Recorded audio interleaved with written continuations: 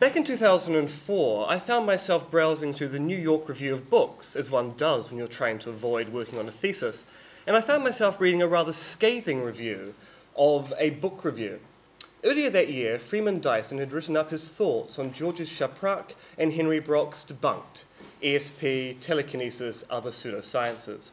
He ended his review with a bit of a personal commentary on the role of skepticism in regard to paranormal claims, saying, "The question of the proper limits of science has a strong connection with the possible existence of paranormal phenomena.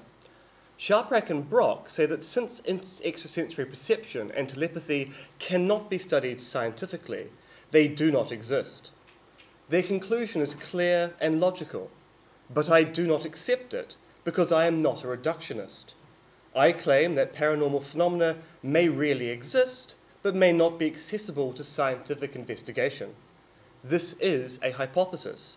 I am not saying that it is true, only that it is tenable and, to my mind, plausible." So I'd read Dyson's review, and I had been particularly troubled by his ruminations on the subject. Now, this might be considered slightly naive, given Dyson's tendency to consider himself a scientific heretic on as many matters as humanly possible. Still, at the time I thought little of it. It seemed that Dyson was simply arguing that we should be appropriately sceptical in regards to claims of reductionism.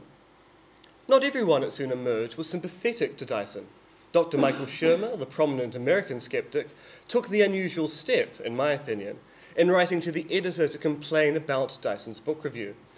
Shermer wrote, "In his otherwise well-crafted review of George Chaprak and Henry Brock's Debunked, after reviewing the century-long history of failed attempts to build a scientific case for the paranormal, Freeman Dyson ends with a risibly ridiculous plea for openness to the paranormal because he is not a reductionist.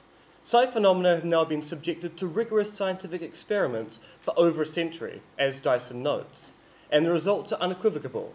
Psychic power is a chimera." Now, as in then, I felt that Shermer rather uncharitably missed the weight of Dyson's claim. This paper, now published in Shermer's Skeptic magazine, is an account as to why, although I should point out the published version doesn't mention Shermer at all at his own insistence. I hope to show through the principle of charity, which will lead to 3 different ways in which we can plausibly support Dyson's conclusion, which are an appeal to laws, an appeal against a form of epistemic chauvinism, and an appeal to the differing languages or domains of description. Let me be clear. I do not think that Shermer allows for the most charitable interpretation of Dyson's argument.